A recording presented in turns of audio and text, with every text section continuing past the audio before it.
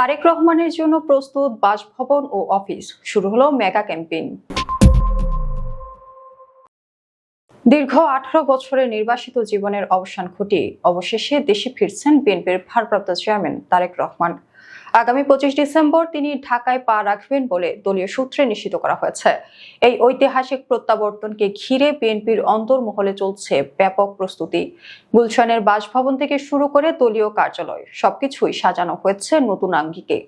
একই সঙ্গে ঘোষণা করা হয়েছে তরুণদের সম্পৃক্ত করতে এক অভিনব কর্মসূচি। দলীয় সূত্রে জানা গেছে, দেশে ফিরে তারেক রহমান উঠবেন গুলশান এভিনিউর 196 নম্বর বাসায়।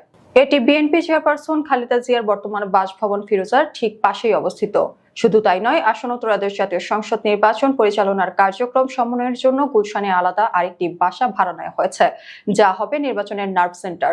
পাশাপাশি গুলশানে চেয়ারপারসনের কার্যালয় এবং নয়াপল্টনের কেন্দ্রীয় কার্যালয়ে তারেক রহমানের জন্য আধুনিক সুযোগ সুবিধা সম্মিলিত পৃথক চেম্বার প্রস্তুত করা হয়েছে। সরেজমিনে দেখা গেছে, গুলশানের 196 নম্বর বাড়িটি ঘিরে নিরাপত্তা ব্যবস্থা জোরদার করা হয়েছে।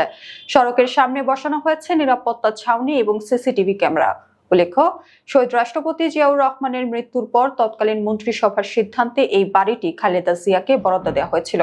সম্প্রতি বর্তমান অন্তর্বর্তীকালীন সরকারের গণপূর্ত উপদেষ্টা বাড়িটির দলিলপত্র আবারও বিএনপি চেয়ারপারসনের কাছে আনুষ্ঠানিকভাবে হস্তান্তর করেছেন। বিএনপি মহাসচিব মির্জা ফখরুল ইসলাম আলমগীর জানিয়েছেন, দল ও দেশের মানুষ তাদের প্রিয় নেতার জন্য অধীর আগ্রহে অপেক্ষা করছে। 25 ডিসেম্বর তাকে বিশাল সংবর্ধনা জানাতে প্রস্তুত সর্বস্তরের নেতাকর্মী।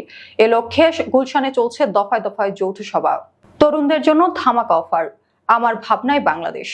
তারেক রহমানের আগমন উপলক্ষে ঘোষণা করা হয়েছে এক ভিন্নধর্মী কর্মসূচি। ভারপ্রাপ্ত চেয়ারম্যান উপদেষ্টা মাহাদি আমিন জানিয়েছেন, আমার ভাবনায় বাংলাদেশ নামে একটি জাতীয় রিল মেকিং প্রতিযোগিতা শুরু হয়েছে।